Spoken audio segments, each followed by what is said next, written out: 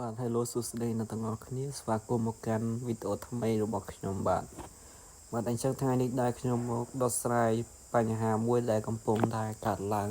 ទៅលើកម្មវិធី Telegram យើងនេះដែលភាគច្រើនទៅលើទូរស័ព្ទ iPhone តែបងប្អូនភាគច្រើនគឺជួបប្រទះលើបញ្ហានេះច្រើនមែនតើគឺទៅលើបញ្ហា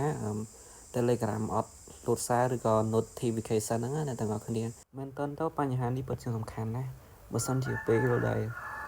Telegram យើងមានបញ្ហាបែបនេះនៅពេលដែលមានអ្នកណាម្នាក់ឬក៏ដូចជាបងប្អូនដែលគាត់អ្នកធ្វើការផ្សេងនៅពេលដែលគេផ្ញើការងារឲ្យយើងធ្វើក៏ដូចជាគេតាក់ទងមកយើងយើងអត់បានដឹងភ្លាមទេតោះតែពេលយើងចូលមើលទើបឃើញអញ្ចឹងណាបងប្អូនហ្នឹងហើយអញ្ចឹងកុំឲ្យជួបបញ្ហានេះតទៀត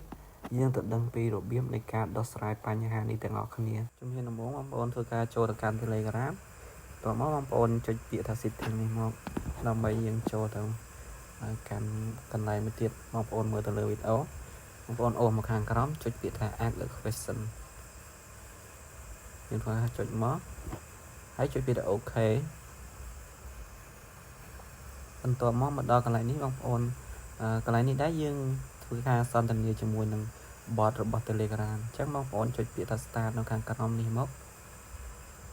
បានអញ្ចឹងមកដល់កន្លែងនេះបងប្អូនចុចពាក្យថា I want to report a problem នេះមក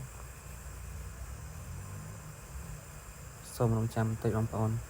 មកដល់កន្លែងនេះបងប្អូនចុចយកខាងលើគេគឺ ID like to report a bounce ខ្ញុំមិនសូវចេះអង់គ្លេសទេបងប្អូនខុសឬត្រូវកុំកើតកាន់អីបងប្អូនព្យាយាមផ្ដោតទៅលើវីដេអូទៅបងប្អូនចុចយកខាងលើគេនេះមកបាទអញ្ចឹងមកដល់ចំណុចនេះខ្ញុំនឹងធ្វើការដាក់សារដែលយើងស្នើទៅខាង Telegram នៅខាងក្នុង comment ណាបងប្អូនចាំ copy យកទៅធ្វើតាមទៅលើវីដេអូនេះទៅ